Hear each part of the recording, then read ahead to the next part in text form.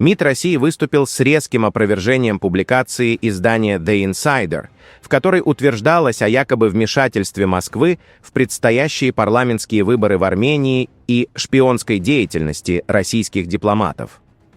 В российском внешнеполитическом ведомстве охарактеризовали материал как провокацию, направленную на психологическое давление, на дипломатическую миссию и нагнетание тревожных настроений в армянском обществе накануне голосования. В специальном заявлении МИД России, распространенном после выхода статьи, публикация была названа подрывной работой курируемого западными структурами медиаресурса, а приведенные в расследовании доводы неприкрытой ложью и организованной информационной атакой. При этом в заявлении подчеркивалось, что авторы материала, уделившие внимание биографиям сотрудников дипмиссии, допустили многочисленные фактологические ошибки и неточности, однако ни одного конкретного примера такой лжи или ошибки в официальном опровержении приведено не было. В Москве утверждают, что подобные публикации укладываются в давно отработанную схему, при которой деятельность российских ведомств по развитию и поддержанию союзнических отношений между Россией и Арменией, а также контакты между обществами двух стран преподносятся как операции спецслужб. Дополнительную обеспокоенность, по версии российской стороны, вызывает линия на дискредитацию армянской оппозиции и общественных деятелей, критикующих руководство республики, что, как считают в МИД России, лишь усиливает внутреннюю поляризацию. В этом контексте в Москве связывают появление подобных материалов с активностью европейских коммуникационных структур, которые, как утверждается, ведут в Армении системную антироссийскую работу под лозунгами противодействия гибридным угрозам Кремля, проецируя на армянскую ситуацию элементы молдавского сценария. На фоне этих обвинений в экспертной среде в России все чаще звучат оценки, что Ереван стал воспринимать отношения с Москвой скорее как тактический ресурс, нежели как долгосрочный стратегический выбор. Российский политолог Андрей Сафранчук, комментируя атмосферу диалога между двумя странами, отмечал, что подход Армении к взаимодействию с Россией выглядит как использование текущей возможности, тогда как стратегические приоритеты, по его словам, уже смещаются в иную плоскость. Он обращал внимание на заявления, звучащие из Еревана, которые касаются изменения курса не только в постсоветском контексте, но и в более широком историческом измерении.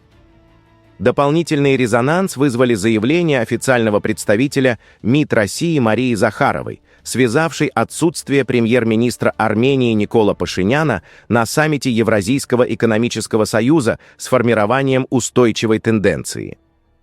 По ее словам, проблема заключается не в самом факте неучастия, а в том, что подобные решения начинают приобретать системный характер. При этом она подчеркивала, что Москва не придерживается логики либо-либо и ранее исходила из возможности сочетания разных внешнеполитических направлений. Однако ситуация изменилась после того, как, по ее утверждению, со стороны Запада начались удары по российской экономике, торговле и финансам в виде нелегитимных санкций. Эти меры, как отмечала Захарова, приобрели характер гибридной войны и затрагивают не только Россию, но и страны, участницы ЕАЭС. В Ереване, в свою очередь, заявляют о готовности минимизировать возможные риски. Министр экономики Армении Геворг Папаян сообщил, что в стране давно разработан план «Б» на случай осложнений во взаимодействии с российской стороной, в том числе по таким чувствительным направлениям, как импорт пшеницы или газа. По его словам, политика диверсификации уже продемонстрировала эффективность. В период резкого роста мировых цен на топливо внутренний рынок Армении отреагировал лишь незначительным подорожанием благодаря альтернативным поставкам. Папаян также подчеркивал, что сотрудничество с ЕАЭС продолжается без сбоев, а используемые механизмы и стандарты, по его оценке, во многом сопоставимы с нормами Европейского Союза. Министр иностранных дел Армении Арарат Мирзоян, комментируя дискуссии о будущем страны в ЕАЭС, заявлял, что вопрос выхода или исключения Армении из Союза не может обсуждаться без официального заявления самой республики. По его словам, такого намерения Ереван не выражал, а потому подобные сценарии отсутствуют в текущей повестке.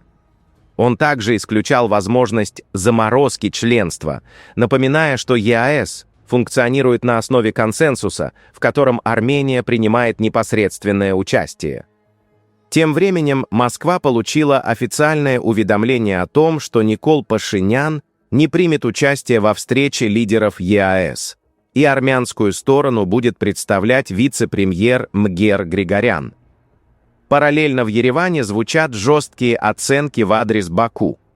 Арарат Мирзоян заявил, что риторика о так называемом «Западном Азербайджане» и ее поддержка на государственном уровне не вписываются в рамки мирного процесса и подрывают принципы территориальной целостности, по которым стороны пока не достигли согласия. На этом фоне в армянском медиапространстве все чаще звучат обвинения в адрес Кремля в попытках давления накануне выборов, от дезинформации и кибератак до экономических рычагов.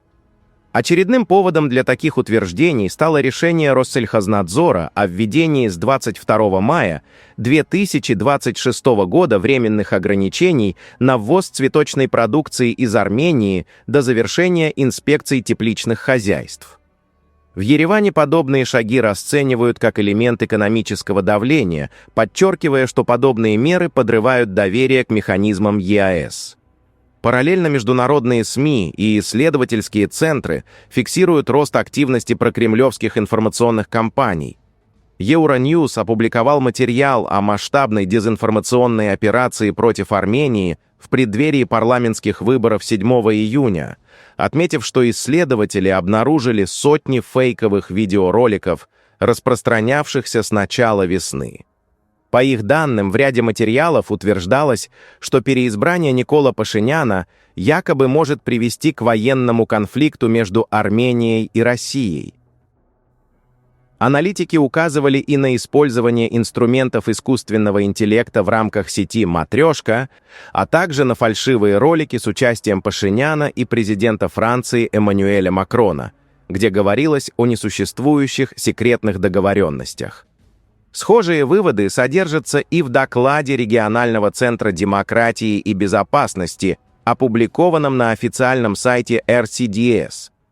В исследовании подчеркивается, что российское информационное влияние в Армении и Молдове имеет общие черты, но адаптируется к местным условиям, используя внутренние политические разломы, нерешенные конфликты и поляризованную медиасреду. На фоне этих процессов в армянском обществе усиливаются призывы к политической ответственности и очищению электорального поля от сил, которые обвиняются в обслуживании внешних интересов. Одновременно региональный контекст остается напряженным. Президент Франции Эммануэль Макрон сообщил о телефонном разговоре с президентом Азербайджана Ильхамом Алиевым, в ходе которого подтвердил поддержку Парижем мирного процесса между Баку и Ереваном. Дополнительные сигналы поступают и из Турции.